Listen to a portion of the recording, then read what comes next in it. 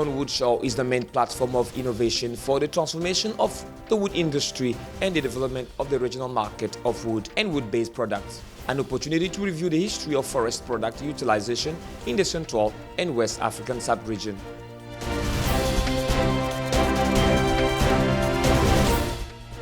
Aliou Sall leaves the head of the Senegalese Caisse de Dépôt. The brother of the Senegalese President Macky Sall announced his resignation following the oil and gas scandal in which he is involved and which aroused popular outrage in the country.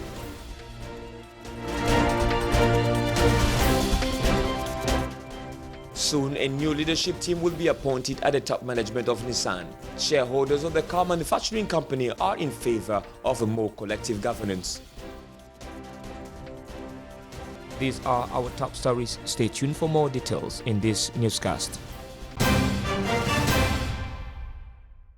The Central and West African sub-region is an important producer of wood products, although production is dominated by industrial roundwood and primary processing. Historically, countries of the sub-region have been exporters of logs. The timber trade in the sub-region of Central and West Africa is influenced by local, regional and foreign demand from European markets for most of the producing countries of the region. One part of the wood, classified top quality, is used for sawing, and the other, the low-end wood, is used in construction and carpentry in regional market. The sub-region is the second largest area of dense tropical rainforest in the world, with 230 million hectares of forest spanning 6 African countries, including Gabon, Cameroon, the Central African Republic, the Democratic Republic of Congo, Equatorial Guinea, and Republic of Congo-Brazzaville. Inside the forest, more than 100 species of trees, among others, and more than 16 million cubic meters of roundwood production with exports to countries of the European Union, China, and the United States. The intra-EU application may also be highlighted. This is the result of the rapid population growth due to the increasing urbanization and development of the middle class, with a total population of over 400 million individuals.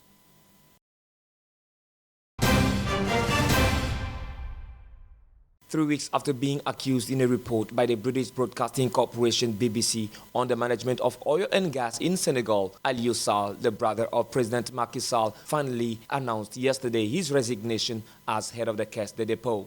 Appointed head of the structure in September 2017 by the head of state, his resignation was eagerly awaited and demanded by activists, whom on Friday thousands of them took to the streets of the capital Dakar to protest oil contracts condemned as fraudulent. A new demonstration following accusations of corruption against the Senegalese president's brother.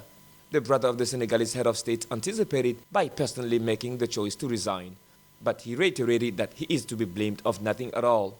The whole unfortunate controversy is just a pack of lies against him, he said. Aliou Sall, the president's younger brother, is said to have received $250,000 from a Romanian businessman linked to the oil market. Senegalese people are demanding transparent management of their black gold.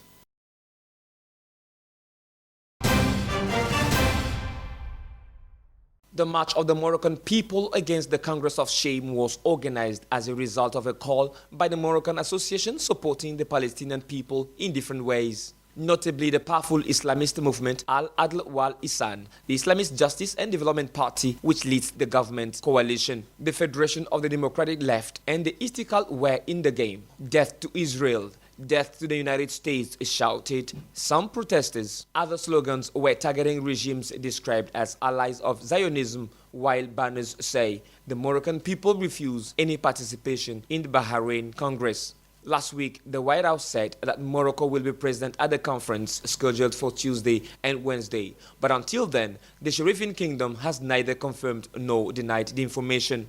A new sitting is scheduled for Tuesday in Casablanca, the opening day of the Manama Conference.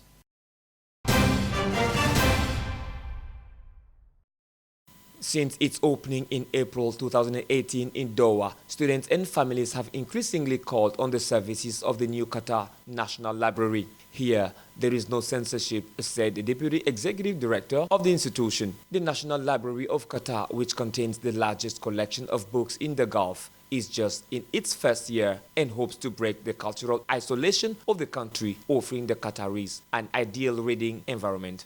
Unlike many of the world's national libraries, we have a public library function that goes alongside our national and research library function. This means that all of the books you see in this space can be borrowed by the users, and in many ways it's fulfilling something which wasn't present in the country before. Any library like Qatar National Library, New York Public Library, needs to reflect the needs and interests of its users, of its population. So our collection develops in response to what our users want. And certainly there's no censorship of any materials here. There's no censorship of the internet in the building. It exists within the internet offering that Qatar has. And I would say really to come in and take a look around the shelves, to look at the catalogue, which of course you don't need to be in Qatar to do, you can see exactly how much we sort of have to offer. Designed in Doha by a Dutch artist, Rem Koolhaas, the new library impresses with its architecture reminiscent of an ultra-modern airport, and for its collection, more than 1 million books in several languages and 500,000 digital editions made available to readers. We're in an intriguing situation here politically, but from the library's perspective, it just makes us more keen to make sure that our profile is raised and our connections are made with people in other countries. To cope with its embargo, the library has established links with similar institutions abroad outside the Gulf region. Opened on April 16, 2018, the library illustrates Qatar's commitment to reducing its dependence on hydrocarbons and moving to a knowledge-based economy.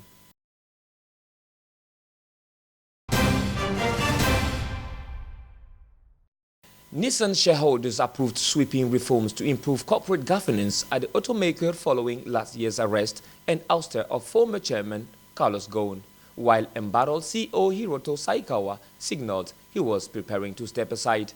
Saying it was his intention to take responsibility for the scandal, Saikawa added that implementing the structural overall market an important personal milestone. He said his focus would now turn to developing a next-generation leadership to take the helm of the company. Under the reforms, Renault, which owns 43.4% of Nissan, boosts its representation of some board committees. Chief Executive Hiroto Saikawa said the Japanese firm wanted a win-win relationship with Renault. The alliance has been successful until now because we have respected each other's independence, he said. Speaking on Tuesday at Nissan's first annual general meeting since the removal and arrest of ex-chairman Carlos Ghosn last year on allegations of financial misconduct, Chief Executive Hiroto Saikawa apologized on behalf of the company for how the misconduct has caused serious concern for their shareholders.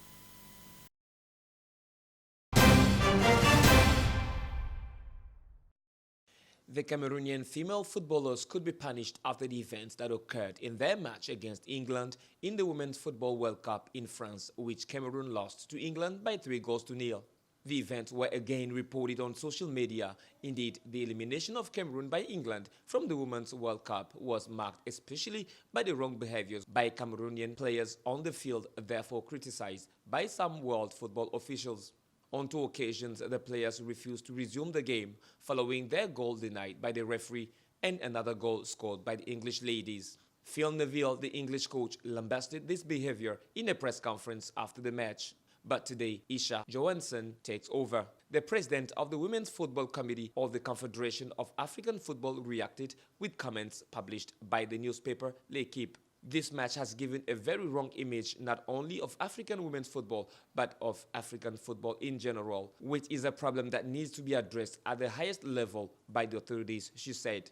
FIFA has not yet made any comments on the situation, but strong penalties may be taken against the indomitable Lions of Cameroon.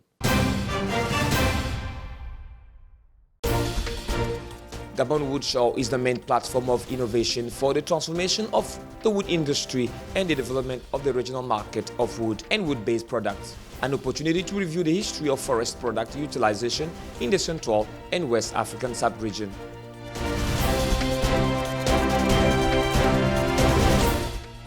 Aliou Sall leaves the head of the Senegalese Caisse de Dépôt. The brother of the Senegalese President Macky Sall announced his resignation following the oil and gas scandal in which he is involved and which aroused popular outrage in the country.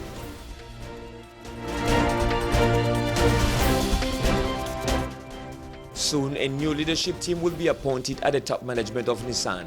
Shareholders of the car manufacturing company are in favor of a more collective governance. That's all for our newscast today. Stay tuned on Gabon 24 for more news.